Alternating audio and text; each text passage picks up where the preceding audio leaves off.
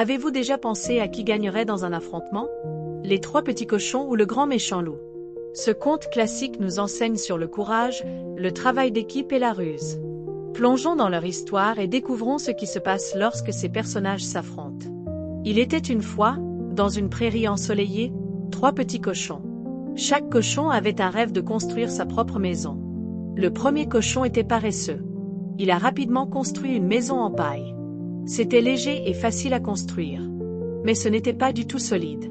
Le deuxième cochon était un peu plus prudent. Il a construit sa maison avec des bâtons.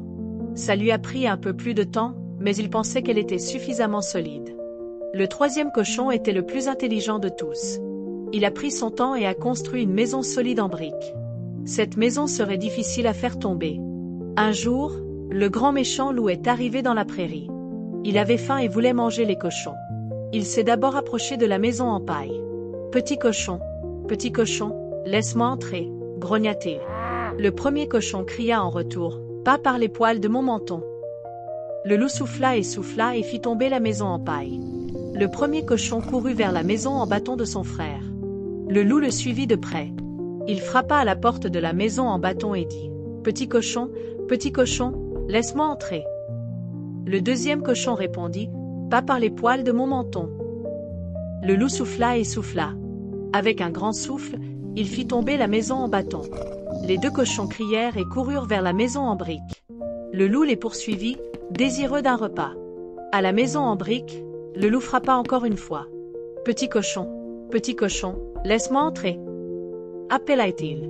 Les cochons répondirent, « Pas par les poils de notre menton, menton ». Le loup souffla et souffla. Mais cette fois, rien ne se passa. La maison en briques resta solide contre le souffle féroce du loup. Le loup devint très en colère. Il décida de descendre par la cheminée. Les cochons malins firent rapidement un plan. Ils construisirent un feu rugissant dans la cheminée.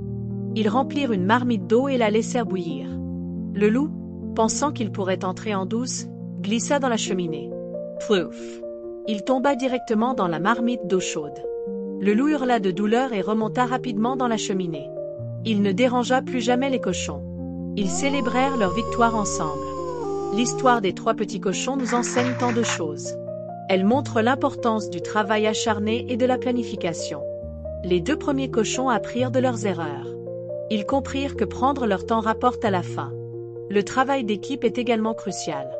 Quand les deux premiers cochons rejoignirent le troisième cochon, ils trouvèrent la sécurité. Ils travaillèrent ensemble pour tromper le loup. Cela nous montre que les amis peuvent nous aider à surmonter les défis. Alors, qui pensez-vous qu'il survivrait dans un affrontement?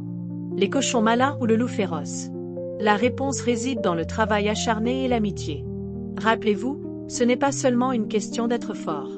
C'est aussi une question d'être intelligent. Quelle est votre leçon préférée de cette histoire? Partagez vos pensées.